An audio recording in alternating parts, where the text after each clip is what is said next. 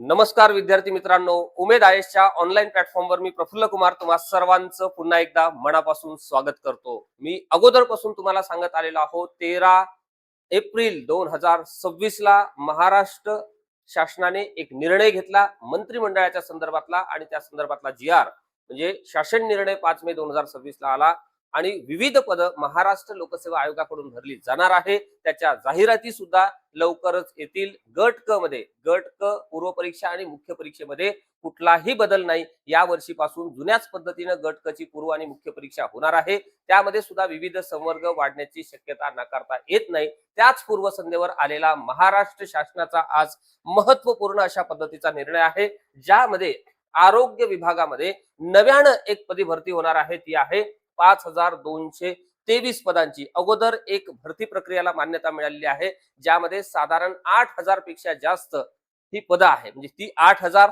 आणि ही 5000 अशी एकूण 13000 पेक्षा जास्त पदभरती 2026-27 मध्ये होणार आहे. ही बाब इथे लक्षात घ्या.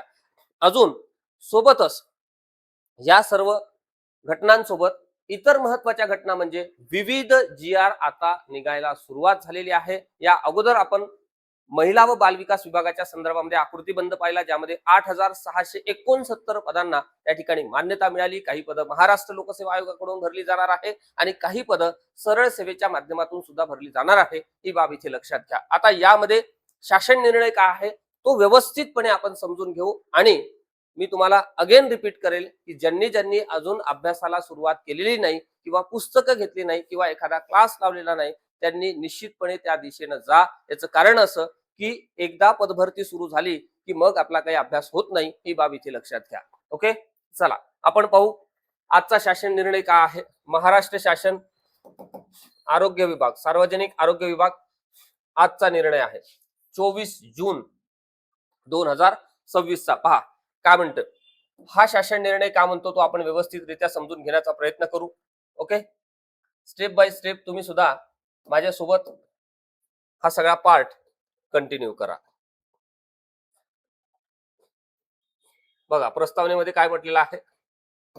इथे आपल्याला सांगितलेलं आहे की शासन निर्णय सार्वजनिक आरोग्य विभाग संदर्भ क्रमांक 4 ते 17 अन्वये तसेच विभागामार्फत वेळोवेळी निर्मित केलेल्या विविध आदेशांन्वये सार्वजनिक आरोग्य विभागांतर्गत राज्यातील विविध आरोग्य संस्था स्थापन करण्यास अथवा आरोग्य संस्थांचे श्रेणीवर्धन करण्यास मान्यता देण्यात आलेली आहे.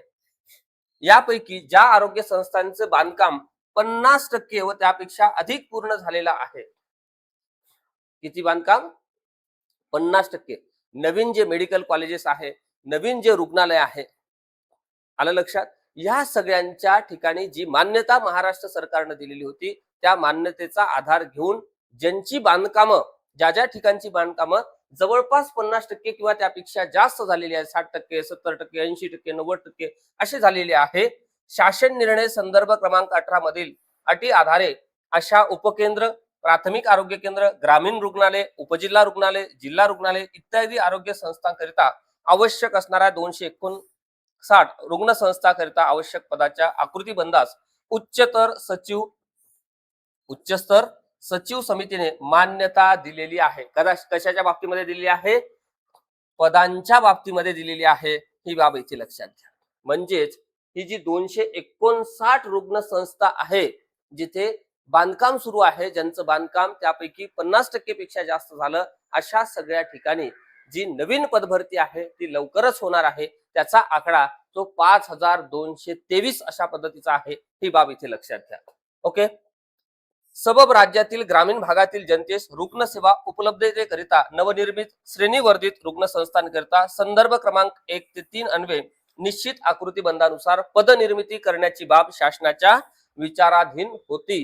की ज्या पद्धतीनं महाराष्ट्र सरकारने ह्या सगळ्या संस्था रुग्ण संस्था उभ्या केल्या, त्याच वेळेस तिथे जो काही आकृतीबंध लागतो, जे काही पद लागतात त्या ठिकाणी अगदी मेडिकल ऑफिसर पासून डीन पासून तर छोटी मोठी जी काही सगळी पदं आहे ती सगळी पदं त्या ठिकाणी भरण्यास मान्यता देण्यात आलेली आहे. मान्यता देण्याच्या संदर्भामध्ये विचाराधीन होता आणि या शासन निर्णयानुसार आता ह्या सगळ्या कृती कार्यक्रमाला सुरुवात झालेली आहे. ही बाब इथे लक्षात घ्या.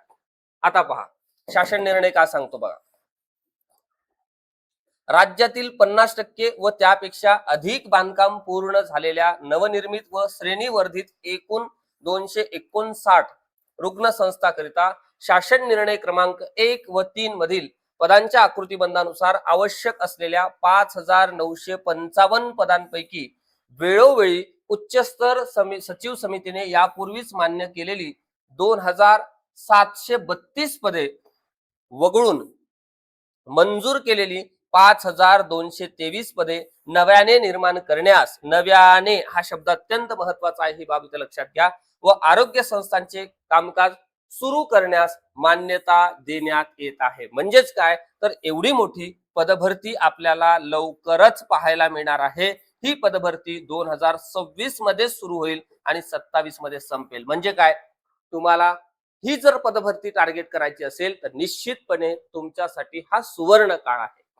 मराठी आहे, इंग्रजी आहे, बेसिक गणित आहे, बुद्धिमत्तेचे चॅप्टर आहे, सामान्य ज्ञानाचे एक एक विषय आहे, पेपर रीडिंग आहे, आतापर्यंत वेगवेगळ्या परीक्षेमध्ये आलेले सगळे प्रश्न, ज्याला आपण PYQ म्हणतो, याला घेऊन आता तुम्ही अभ्यासाला लागणं अपेक्षित आहे. ही बाब या ठिकाणी लक्षात घ्या. ज्यांचं स्वप्न आहे की आपण 2027 मध्ये महाराष्ट्र शासनामध्ये दाखल झालेलं पाहिजे, असं ज्यांना मनापासून वाटतं आणि त्या सगळ्यासाठी तळमळीनं, मेहनतीनं, प्रचंड आत्मविश्वासानं काम करण्याची ज्यांची क्षमता आहे किंवा ज्यांचा आशावाद आहे, त्यांच्यासाठी येणारा काळ हा मी म्हणेल सुवर्ण काळ आहे. ही बाब या ठिकाणी लक्षात घ्या. अशा पद्धतीचा हा शासन निर्णय आहे. मग आता हा जो 54 पेजचा शासन निर्णय आहे आम्ही या ठिकाणी लावलाय, आपण काय पूर्ण घेणार नाही, मात्र मी तुम्हाला सांगतो की यामध्ये पद कोणकोणती आहे. अगदी मेडिकल ऑफिसर पासून, सुप्रिटेंडंट पासून, ग्रुप सी ची पद, ग्रुप डी ची पद, टेक्निकल पद, नॉन टेक्निकल पद, अशी सगळी पद आरोग्य विभागामध्ये जी पद सगळी आवश्यक असतात ती सर्व पद या ठिकाणी भरण्यास शासनाने मान्यता दिलेली आहे. ही बाब इथे लक्षात घ्या. आता हे सगळं तुम्हाला वाचल्यानंतर लक्षात येईल.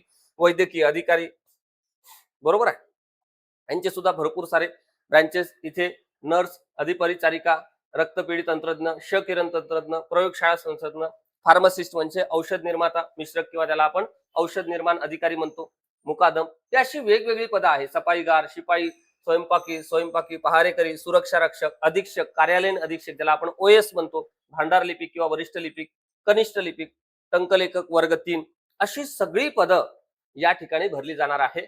ही बाब इथे लक्षात घ्या. ओके, ही सगळी पदं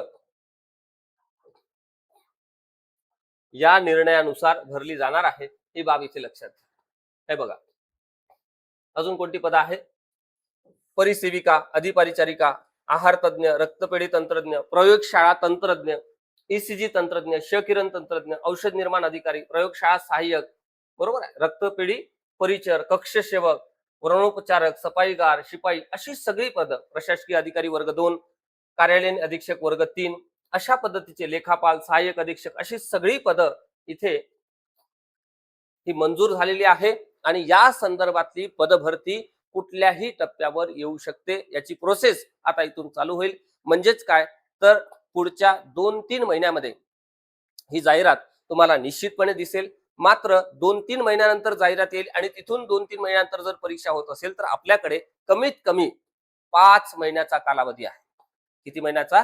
ऍव्हरेज 5 महिन्याचा कालावधी आहे. ह्या पदभरतीला जर आपल्याला टार्गेट करायचा असेल किंवा आपण जर 4 ते 5 महिन्याचा कालावधी देऊन व्यवस्थितपणे अभ्यास जर कव्हर करत असेल, मराठी आहे, इंग्रजी आहे, सामान्य ज्ञान आहे, त्यानंतर सामान्य ज्ञानातले वेगवेगळे विषय आहे, अंकगणित आहे, भूमिती आहे, बुद्धिमापन चाचणी आहे, या सगळ्यांवर जर आपण व्यवस्थितपणे एखाद्या क्लासची मदत घेऊन अभ्यास करत असेल किंवा एक एक विषय पूर्ण करत असेल, टेस्ट सिरीजचा लाभ घेत असेल आणि झालेल्या सगळ्या प्रश्नपत्रिका सोडवून पाहून आपण तपासत असेल की मला कोणत्या विषयामध्ये किती माझी प्रगती आहे, कोणता विषय मला सोपा जातो, कोणता विषय अवघड जातो, मी काय करणं अपेक्षित आहे, मागचे सगळे मेरिट्स कशा पद्धतीचे होते, यावर जर तुम्ही सतत 5-6 महिने काम करत असाल तर 2027 मध्ये तुमच्या गळ्यामध्ये महाराष्ट्र शासनाचं आय कार्ड असेल आणि तुम्हाला एक अपेक्षित असलेली शासनाची नोकरी मिळेल आणि आपल्याच महाराष्ट्रीयन मंडळींची सेवा करण्याची संधी सुद्धा भली मोठी आपल्या समोर आहे. ही बाब इथे लक्षात घ्या. ज्यांना ज्यांना असं वाटते की पुढच्या 5-7 महिन्यानंतर येणाऱ्या पदभरतीमध्ये मला पोस्ट मिळाला पाहिजे, त्यांनी निश्चितपणे आजपासून अभ्यासाला लागा, एवढंच मी तुम्हाला सांगण्यासाठी आजच्या या अपडेटच्या निमित्ताने तुमच्या समोर आलो. आजच्या या अपडेटच्या निमित्तानं आपण इथेच थांबूया. लवकरच भेटू या सगळ्या संदर्भानं, म्हणजे आपली स्ट्रॅटेजी कशा पद्धतीने असली पाहिजे, काय केल्यास आपल्याला या ठिकाणी पद मिळू शकते, या सगळ्या संदर्भामध्ये आपण दुसऱ्या सेशनमध्ये निश्चितपणे संपूर्णपणे डिस्कशन करू. ही बाब इथे लक्षात घ्या. आजच्या सत्रामध्ये मी इथेच थांबतो. लवकरच भेटू पार्ट 2 मध्ये. तोपर्यंत खूप खूप धन्यवाद. All the best.